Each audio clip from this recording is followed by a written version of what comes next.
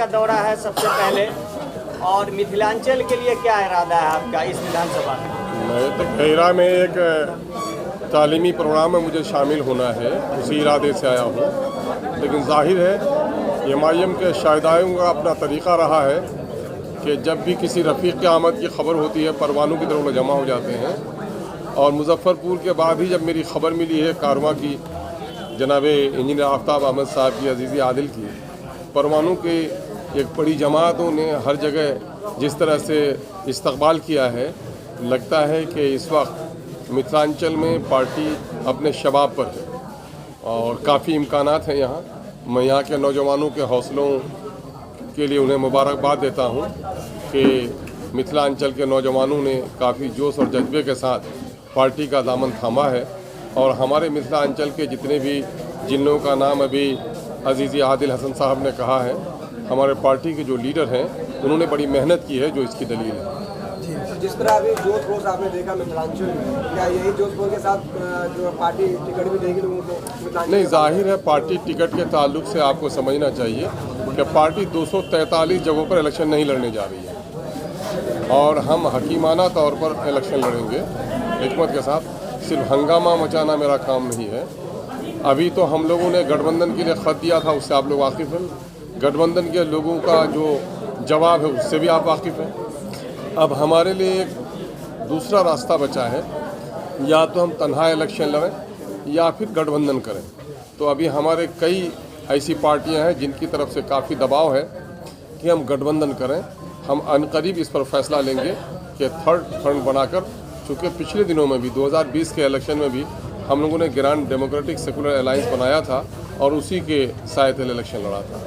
तो मुमकिन है कि अनकरीब आप लोगों को इसकी खबर दे सकें। एक सवाल है सर, क्योंकि जो आप जनसलाब देख रहे हैं, अपने लिए मोहब्बत देख रहे हैं दरभंगा के लोगों को, दरभंगा के लोगों को आप क्या कहेंगे कि चुनाव नज़दीक है, खासकर लोग अपने उम्मीदवार की तरफ देख रहे हैं, तो आपके तरफ से कुछ आश्वासन मिले, उम्मीद मिले कि नहीं तैयारी कीजिए? एमआईएम के जो नौजवान हैं, जो वर्कर्स हैं, जो सपोर्टर्स हैं, वो लीडर हैं, वो होशमंद हैं। और तूफ़ान से आमद से पहले लोगों को खबर नहीं दी जाती है कि तूफ़ान आ रहा है और तैयारी करो। वो खुद ब खुद जो गैरतमंद है और फ़िक्रमंद है, तूफ़ान की आमद से पहले अपनी कश्ती संवार लेता है।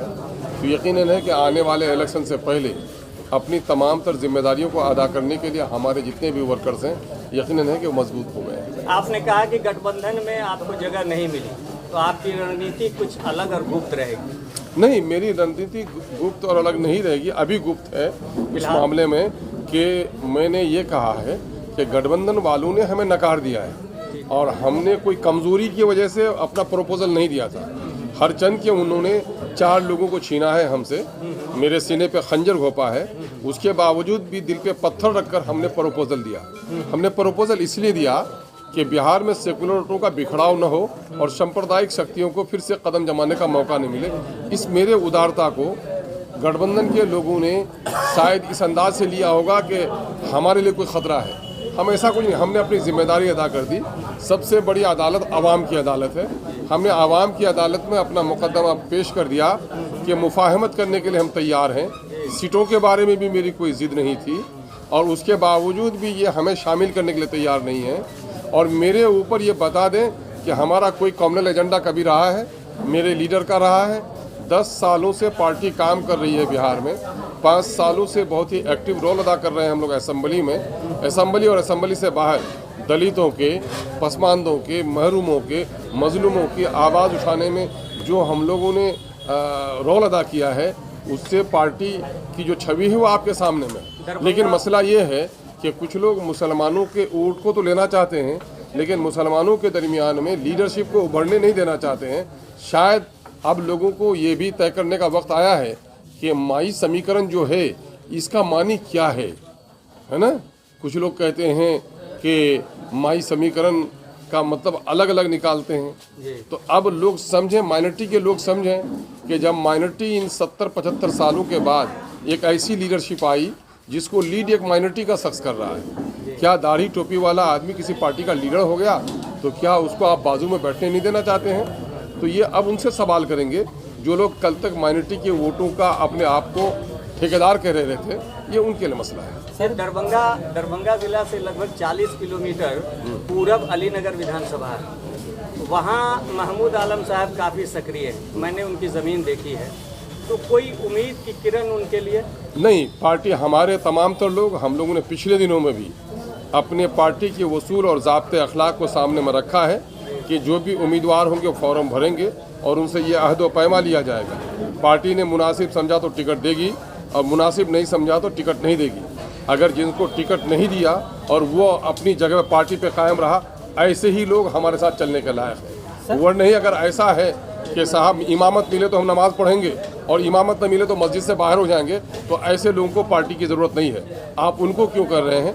पिछले दिनों से हमारे कई लोग तैयारी कर रहे हैं। फैसल आमिर तैयारी कर रहे हैं, खुसरू तैयारी कर रहे हैं, शकील तैयारी कर रहे हैं, यहाँ वक़ार तैयारी कर रहे हैं, राशिद खलील तैयारी कर रहे हैं। इस तरह की एक लंबी जमात है हमारे दरमियान में जो अपने लिए काम कर रहे हैं। लेकिन पार्टी अगर गठबंधन करती है तो गठबंधन में हमारे सीटों का शेयर क्या होगा, ये हमें देखना पड़ेगा।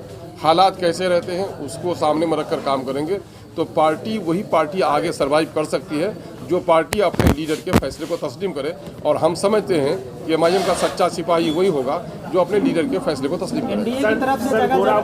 सर, बोराम से अख्तर साहब तैयारी कर रहा है, क्या यकीनन मैं कह रहा हूँ बड़ी मजबूत तैयारी है, बड़ी मजबूत तैयारी है। अख्तर साहब की तैयारी, उनके बारे में अखबारों से जो खबरें मिली हैं, मीडिया के जरिए से जो खबरें मिल रही हैं, पार्टी के वर्कर से जो खबर मिल रही है, यकीनन मजबूत और चट्टानी नौजवान है।